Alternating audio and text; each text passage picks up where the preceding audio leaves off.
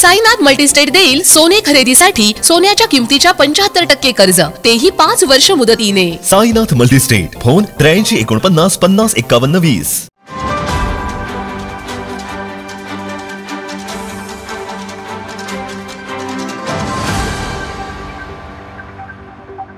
रवीना टंडनने अलीकडेच यूपी पोलिसांच्या पॉडकास्ट बियॉन्ड द बॅज मध्ये तिचे अनुभव शेअर केले।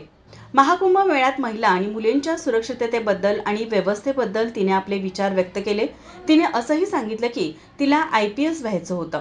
तिच्या कुटुंबातील कोणीही विचार केला नव्हता की ती अभिनेत्री होईल। तिने किरण बेदींना आपलं प्रेरणास्थान मानलं आहे। रवीना टंडनला चित्रपटमध्ये येण्यात काहीच आवड नव्हती। रवीना म्हणाली, माझे वडील इंडस्ट्रीत होते, मी अभिनेत्री होईन हे त्यांच्या मनातही आलं नव्हतं आणि माझ्या मनातही आलं नव्हतं। मला IPS व्हायचं होतं। मी त्यावेळी किरण बेदींची फॅन होते। त्या खूप धाडसी व्यक्तिमत्वाच्या होत्या। आम्ही त्यांच्या गोष्टी ऐकायचो, म्हणून मी त्यांच्याकडून प्रेरणा घ्यायचे आणि म्हणायचे की पदवीनंतर मी IPS होईल। पण आता चित्रपटांच्या आयुष्यात पोलीस अधिकाऱ्याची भूमिका साकारण्याची संधी मिळते।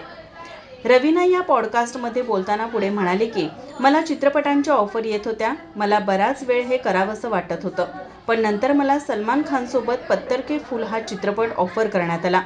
दुसऱ्या दिवशी मी कॉलेजला गेले आणि माझ्या मित्रांना विचारलं की मला कोणाच्या चित्रपटाची ऑफर आली आहे याचा अंदाज लावा। मला सलमान खानच्या चित्रपटाची ऑफर मिळाली आहे। माझ्या मित्रांनी सांगितलं की त्याला नकार देऊ नकोस, तू सलमान खान सोबत काम करायला हो म्हण। आपण शूटिंग दरम्यान सलमान सोबत बसूया, यानंतर तू फिल्म इंडस्ट्री सोडून दे।